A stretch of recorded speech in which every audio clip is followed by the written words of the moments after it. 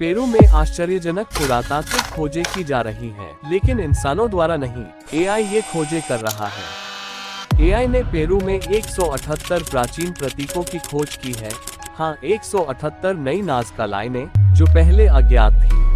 यदि आप नहीं जानते कि नाज़का रेखाएं क्या हैं, तो दक्षिण अमेरिका के पेरू के रेगिस्तान में कई छिपी हुई आकृतियां हैं। उनमें से अधिकांश केवल हवा से ही दिखाई देते हैं। यदि आप उन्हें जमीन से देखेंगे तो उनका कोई मतलब नहीं होगा, लेकिन जब आप उन्हें हवाई जहाज से देखेंगे तो वे आपको समझ में आ जाएंगे।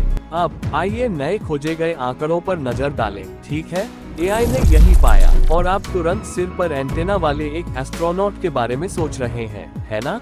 लेकिन ये पागल हो जाता है। इसके बारे में क्या? ये लगभग एक एलियन रोबोट जैसा दिखता है और उसके बगल में एक अजीब सी मशीन जैसी चीज है।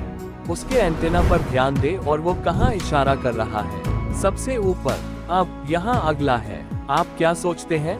फिर उसके सिर से निकल रही एंटेना के साथ एक और आकृति है और वह आकाश की ओर इशारा कर रहा है। ये सभी एआई द्वारा की गई नई खोजें हैं, लेकिन पेरू वासियों को एक ऐसी आकृति के बारे में कई सदियों से पता था।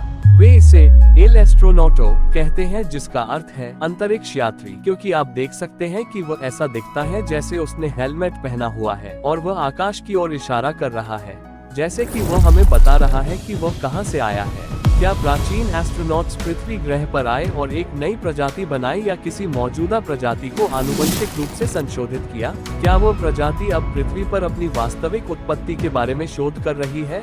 यहाँ एक स्पर्म है जो हमें पेनिस्पर्मिया सिद्धांत की याद दिलाता है। हाँ, एआई द्वारा नाज़का रेगिस्तान पर उत्कीर्ण एक स्पर्म पाया गया। वास्तविक ह्यूमन स्पर्म और इसके बीच समानता देखें। इसका एक बड़ा सिर और लंबी पूंछ वाला पतला शरीर है। क्या प्राचीन एस्ट्रोनॉट्स आकाश से नीचे आए थे और उन्होंने मनुष्यों और जानवरों को जेनेटिकल मॉडिफिकेशन किया था? एआई ने पेरू के नाज़का रेगिस्तान पर उकेरी गई कई अन्य जानवरों जैसी आकृतियों की भी खोज की है। लेकिन एआई ने नाज़का के इतने सारे आंकड़े कैसे खोजे? नाज़का रेगिस्तान के ऊपर से उड़ने वाले मनुष्य उन्हें क्यों नहीं खोज सके? क्योंकि ये आकृतियाँ इतनी धुंधली हो गई थी कि इंसान की आंखें इन्हें देख नहीं पाती थी। मूल रूप से आकृति इस तरह दिखती थी, लेकिन एआई छवि को बढ़ाने और हमें ये बताने में सक्षम है कि इसे मूल रूप से कैसे उकेरा गया था। क्या इंसान एलियंस है? क्या एआई आर्टिफिशियल इंटेलिजेंस या एलियन इंटेलिजेंस है?